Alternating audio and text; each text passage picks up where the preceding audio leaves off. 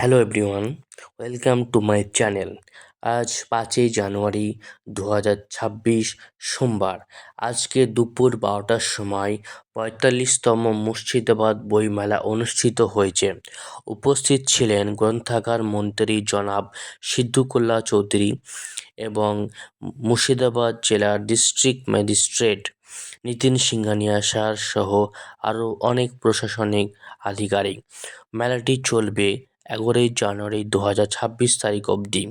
সময় দুপুর 12টা থেকে রাত্রি 8:30 পর্যন্ত। স্থান বহরমপুর ব্যারাক স্কোয়ার। এই ভিডিওটিতে প্রস্তুতিমূলক দৃশ্যটি দেখানো হয়েছে।